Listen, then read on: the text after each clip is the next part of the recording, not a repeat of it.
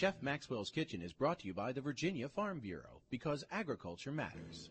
Hi, welcome to Chef Maxwell's Kitchen. We're back here at the Farm Bureau for Virginia Grown, playing with some wonderful foods. Now, school's not in session. I'm normally an instructor at J. Sargent Reynolds Community College in the Culinary Arts Department there.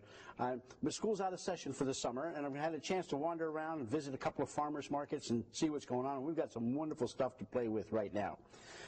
I've got some corn, and that's the bulk of what we're going to do. We're going to be making a corn chowder. It's a little different kind of a corn chowder because it's all vegetables.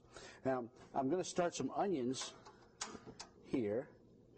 And the two things that I normally consider to be basic to chowder aren't in this recipe. There's no pork. Usually when you're making a chowder, you're going to add salt pork or bacon or fat back or something. But we're going to get our flavor from the olive oil and from the play of vegetables. And so I'm sauteing off these onions. Let them cook down for a couple of minutes. And I'm going to season them with a little bit of pepper. And a little bit of salt. I'm going to put the salt in early in this recipe so that it'll work to bring out the flavor of all the other foods. You can also use a little less salt if you add it early. So that's in there. We'll let that scoot around and brown off nice. Now I mixed a little bit of butter and a little bit of olive oil in there.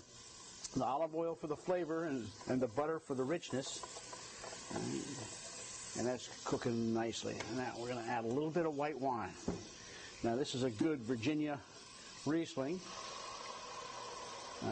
Any dry white wine will work. Riesling's not exactly the driest of wines, but it's one of my favorites. I enjoy Riesling. So that's going to bring that to a little bit of a simmer.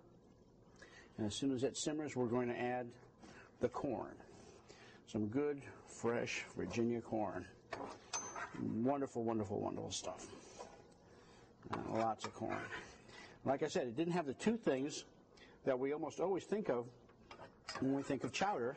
The first was the pork, and the second was potatoes. Most chowders have potatoes, but this is getting all its starch from the corn itself. We're going to let that simmer a little bit. And now we're going to put some stock in here. Now, one of the things I've noticed in the grocery store is that you can get all kinds of stocks: pork stock, ham stock, clam stock, fish stock, every kind of thing you want. And they got really good vegetable stocks.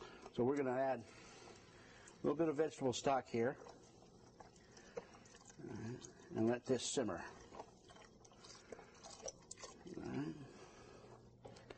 So I don't know whether you've noticed or not, but there's no meat in this soup yet. And there's not going to be any meat. This is going to be a vegetarian chowder. It's going to be really, really nice. All right, we're going to take some, while this is coming up to a simmer, we're going to take some basil. Beautiful, beautiful stuff. And we're going to chiffonade the basil. And we've talked about chiffonade before. All right. And that means we roll it up nice and tight, and then cut very thin strips. Very thin strips. And we're going to stir that in at the very end of our process. Boy, it's a shame you guys can't smell this through the TV. It is wonderful. I love the smell of good, fresh basil.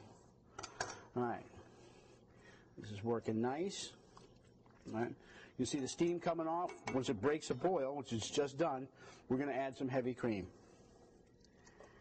Now, if you wanted to make this a vegan recipe, go ahead and use soy milk